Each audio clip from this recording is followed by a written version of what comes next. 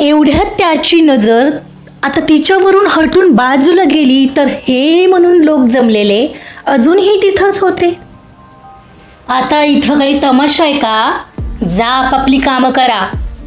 तो रागाने म्हणत तिच्या शेजारी तिथंच बसला आणि सगळे निघून गेले. काही जण वळून वळून त्यांना पाहत होते, जे एखादे जण त्यांच्याच ऑफिसमधले असावेत.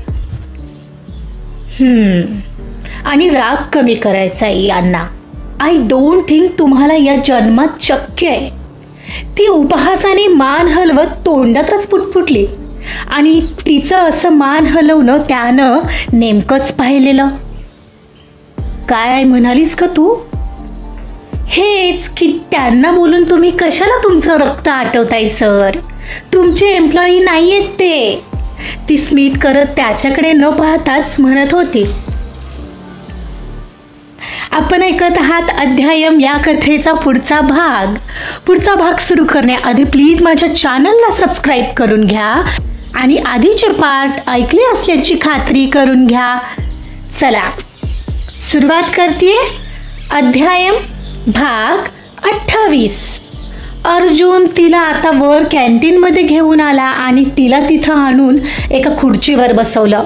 अरे पाणी आणा कोणीतरी, त्याने थोडं चिडचिडतच ऑर्डर सोडली. तसं दुसरा सिक्युरिटी गार्ड पाणी आणायला धावत गेला. ग्लासमध्ये आणलेलं पाणी त्याने तिच्या चेहऱ्यावर शिंपडलं तेव्हा तिला थोडी शुद्ध आली. तिनं हळूच तिचे डोळे उघडले तर तिच्या गालावर थोपटत तो तिला उठवत होता. हे आर यू ओके? तशी ती थोडी भानावर येत नॉर्मल होऊन उठली आणि तिनं आजूबाजूला पाहिलं आणि आता आपण ओपन स्पेसमध्ये आहोत या विचाराने तिला जरा बरं वाटत होतं. अक्षया आर यू ओके नाव? तो तिला विचारत होता. या ओके. काय होतं हे? लिफ्टमध्ये कोण घाबरतं अक्षया? Come on. तो किंचित दटावत म्हणाला. हो मी घाबरते कारण मला क्लॉस्ट्रोफोबिया आहे. माझं हृदय जोराजोरात धडधडत होतं. मला श्वास घेणंही अवघड झालं होतं. मी काही मुद्दाम नाही केलंय. ती थोडी रागातच म्हणाली. Okay sorry. आता ठीक आहेस का? नवा मग ओके. ती आताही थोडी नाराजीच्या स्वरात म्हणाली. हे नाव you are safe okay. Have some water. तो पाण्याची बॉटल तिच्यासमोर करत म्हणाला. नकोय मला पाणी. तिला ते हवं होतं तरीही ती थोडी वैतागून म्हणाली, कारण मघाशी सर्वांसमोर तिला लिफ्टमध्ये त्रास झाला यावर तो रागावला. ही गोष्ट तिला जरा आवडलीच नव्हती. अगं पी ना, यू विल फील बेटर. तो पुन्हा तिच्यासमोर बॉटल करत म्हणाला. ओके थँक्यू म्हणत ती आता पाणी पिऊ लागली. हो तू ना लंच केलं नसशील म्हणून त्रास झाला असेल तुला. जस्ट जेवून घे म्हणजे बरं वाटेल. तो तिचा टिफिन तिच्यासमोर सारत म्हणाला. तिनंही तो मुकाट्याने घेतला आणि विचारातच उघडू लागली, कारण त्याची काळजी चक्क त्याच्या वागण्यातून दिसत होती. ती चिडली आहे पाहून तिचं मन वळवण्याचा चाललेला प्रयत्न तिला लगेचच कळत होता आणि प्रत्येक वेळी त्याचं असं वागणं तिला आश्चर्यचकित करून जात होतं. एवढ्यात त्याची नजर आता तिच्यावरून हटून बाजूला गेली तर हे म्हणून लोक जमलेले अजूनही तिथंच होते. आता इथं काही तमाशा आहे का? जा आपापली कामं करा. तो रागाने म्हणत तिच्या शेजारी तिथंच बसला आणि सगळे निघून गेले. काही जण वळून वळून त्यांना पाहत होते, जे एखादे जण त्यांच्या ऑफिसमधलेही असावेत. आणि राग कमी करायचा आहे यांना. आय डोंट थिंक तुम्हाला या जन्मात शक्य आहे. ती उपहासाने मान हलवत तोंडातच पुटपुटली आणि तिचं असं मान हलवणं त्यानं नेमकंच पाहिलं. काही म्हणालीस का तू? हेच की त्यांना बोलून तुम्ही कशाला तुमचं रक्त आटवताय सर? तुमचे एम्प्लॉई नाही आहेत ते. ती स्मित करत त्याच्याकडे न पाहताच म्हणाली आणि तो मात्र तिच्याकडेच पाहत क्षणभर स्मित करत राहिला होता. हा टोमणा होता का मला की सजेशन? बदल करायचं असेल तर सजेशन आणि बदलायचं नसेल तर टोमणा.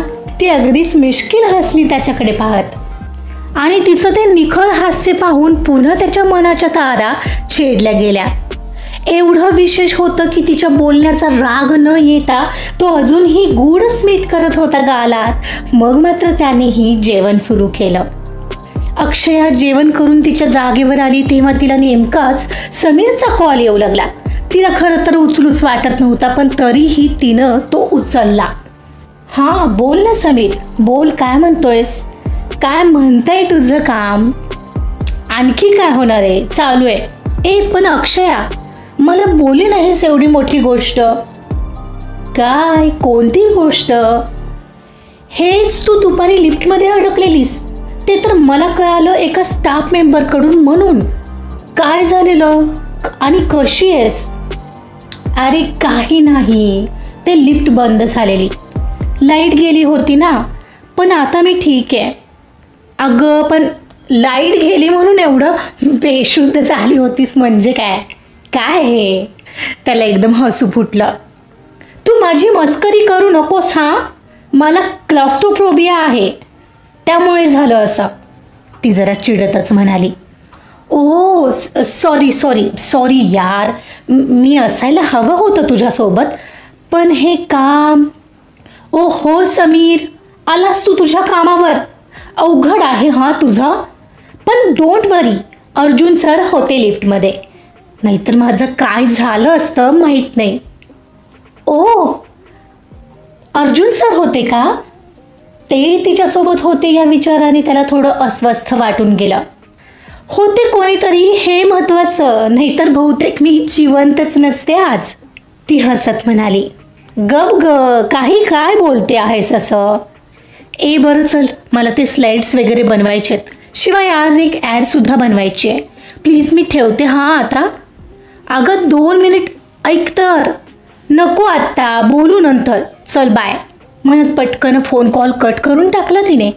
अरे यार, ही अक्षया पण ना, तिला विचारायचा होता तिचा ॲड्रेस. अरे हो, तिचा ॲड्रेस मला तिच्या रेझ्यूममध्ये मिळून जाईल.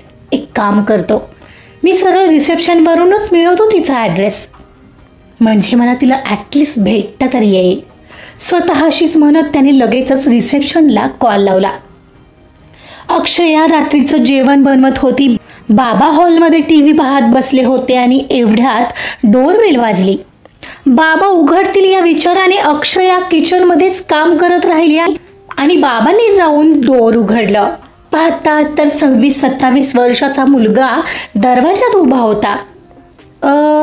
हे अक्षया जोशी हिचंच घर आहे ना? आय थिंक तुम्ही बाहेरची पाटी वाचली असेलच.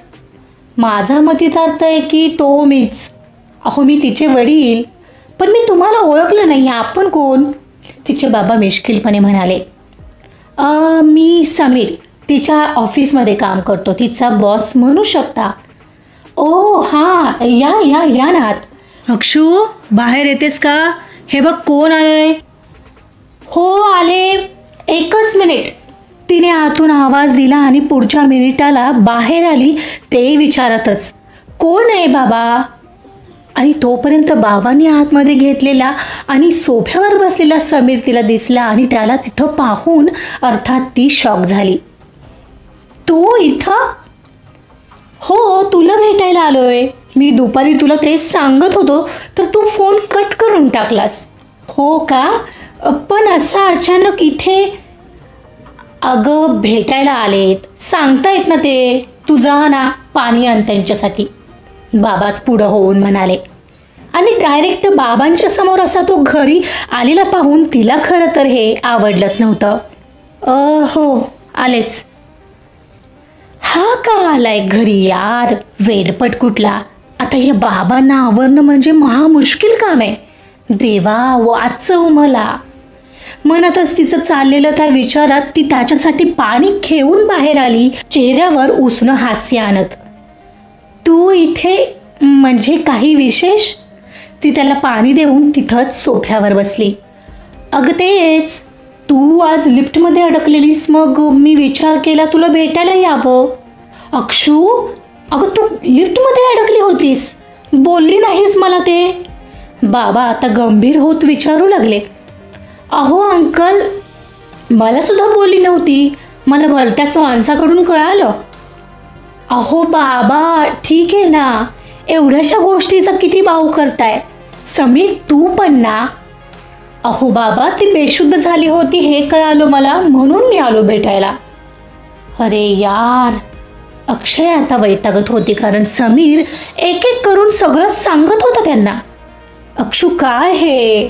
बाबा तिच्याकडे गंभीरपणे पाहत म्हणाले, बाबा तुम्हाला माहिती आहे ना, मला बंद जागेत भीती वाटते. तेच झालेलं बस, कारण लिफ्ट उघडायला जरा वेळ लागला इतकंच, आणि त्यामुळे मी बेशुद्ध झाले. एवढं काही काळजीचं कारण नाही आहे यात. अगं मग एकटी होतीस का लिफ्टमध्ये? बाबांनी काळजीत लगेच पुढचा प्रश्न केला. नाही सर, होते आमचे. काय यार समीर, एवढ्या छोट्या गोष्टीसाठी? ती मिचमिचली. अगं तुझ्यासाठी छोटी असेल, पण आम्हाला काळजी वाटते. तुम्हालाही वाटली असेल ना काळजी अंकल? सांगा जरा हिला. हो अक्षू, अगं असं लपवत जाऊ नकोस ग. ओके बट आता तो विषय राहू द्या ना. आता मी ठीक आहे ना. बरं जा, यांच्यासाठी चहा कॉफी काहीतरी आण. आत्ता चहा बाबा? अहो 8 वाजत आलेत, जेवायची वेळ. आणि ती खरं तर त्याला कटवायला पाहत होती. हो तेही आहेच. मग एक काम करा, जेवूनच जा आमच्यासोबत, बाबा समीरला म्हणाले. अहो जेवण कशाला, माझ्या घरी माझी आई वाट पाहत असेल, समीर ओशाळून म्हणाला. हो बाबा, त्याची आई वाट पाहत असेल जेवणासाठी, अक्षय त्याच्या सुरात सूर मिसळून म्हणत होती. 1 मिनिट अक्षू, घरी आलेल्या पाहुण्यांना असं हकलायचं शिकवलंय का मी तुला? ते काही नाही, तुम्ही आज आमच्यासोबत जेवण करून जाच. तसाही अक्षूचा स्वयंपाकही होत आलाय, हो ना अक्षू? नाही ना बाबा, थोडा वेळ लागेल आज, ती बळेच म्हणत होती, तेही समीरकडे पाहत. पण समीर तो काही निघण्याचं नाव घेत नव्हता. काही हरकत नाही, तोपर्यंत गप्पा मारू आम्ही, जा तू आवर, बाबा म्हणाले. पण बाबा जा ग, ते तिला म्हणाले तशी ती किचनमध्ये निघाली. ते संभ्रमातच तिला बाहेर थांबावं वाटत होतं, कारण आता बाबा त्याला 1760 चौकशा करणार तिला माहिती होतं, जे तिला नकोही होतं. पण आता बहुधा तिला काहीच पर्याय नव्हता. ती मनात नसताना तशीच आत किचनमध्ये आली आणि जेवणाची तयारी करू लागली. बाहेर त्या दोघांचं बोलणं चाललेलं, पण तिला नीटसं कळत नव्हतं, कारण चिमणी चालू होती. मला एक विचारायचं आहे तुम्हाला. हां बोला ना अंकल. हेच की, तुम्हाला माहिती आहे अक्षयाचा ॲक्सिडेंट झालेला? हो, तिनं सांगितलं होतं मला इंटरव्ह्यूच्या वेळेला. हो, तर काय झालेलं, त्यावेळी कोणीतरी तिला वेळेत हॉस्पिटलमध्ये पोहोचवलं होतं, आणि योगायोगाने त्या व्यक्तीने त्याचं नाव समीर हेच दिलेलं तिथं. ओ हो का? काय सांगताय? अंकल मला सांगा, ती सिटी हॉस्पिटलला ॲडमिट होती का? समीरने अंदाजे बॉल टाकला. अहो हो, अगदी बरोबर. तुम्ही केलं होतं का तिला ॲडमिट? काय मी त्या व्यक्तीला शोधण्याचा खूप प्रयत्न करतोय आजवर, कारण फक्त त्याच्यामुळे ती जिवंत आहे. हो, मला आभार मानायचे आहेत त्या व्यक्तीचे, ज्याने माझा जीव परत केलाय, ते अगदी भावूक होत म्हणाले. अहो अंकल, म्हणजे माझ्याच तोंडाने मी काय स्वतःचं कौतुक सांगणार, पण मीच होतो तो खाली पाहत म्हणाला. समीरच्या तोंडून ऐकलं तसं बाबांनी एकदम त्याचे दोन्ही हात हातात पकडले आणि त्याला म्हणू लागले, अहो काय सांगताय, मी खूप खूप आभारी आहे हो तुमचा. अक्षया, ए अक्षया, बाहेर ये पटकन, हे बघ काय सांगत आहेत. काय बाबा, म्हणत ती पुढच्या क्षणाला बाहेर आली. अगं हे तेच आहेत अक्षू, ज्यांनी तुला वेळेत हॉस्पिटलमध्ये पोहोचवलेलं. बाबांच्या चेहऱ्यावर अगणित आनंदाचे भाव होते. काहीतरी खूप प्रयासानंतर भेटल्याची भावना होती ती. समीर, तू पोहोचवलेलंस मला हॉस्पिटलमध्ये? Are you sure? हो ग, मीच होतो तो आत्मविश्वासाने म्हणाला. पण त्याच्या मनात उगाच विचित्र धडधड होत होती, काहीतरी खोटं लपवत असल्याची. पण मग असं नाव लिहून बाकी काहीच लिहिलं नव्हतं, ना ॲड्रेस ना काही, असं का? अगं मी त्या दिवशी घाईत होतो, मला सरांनी खूप महत्त्वाचं काम दिलं होतं, सो ते करणंही फार महत्त्वाचं होतं. म्हणून मी तिथं काहीच मेन्शन केलं नव्हतं आणि सरांचीच कार घेऊन गेलो होतो ना मी. सो तो कसनुसा हसला. ओ असं झालं का म्हणत ती विचारात हरवली.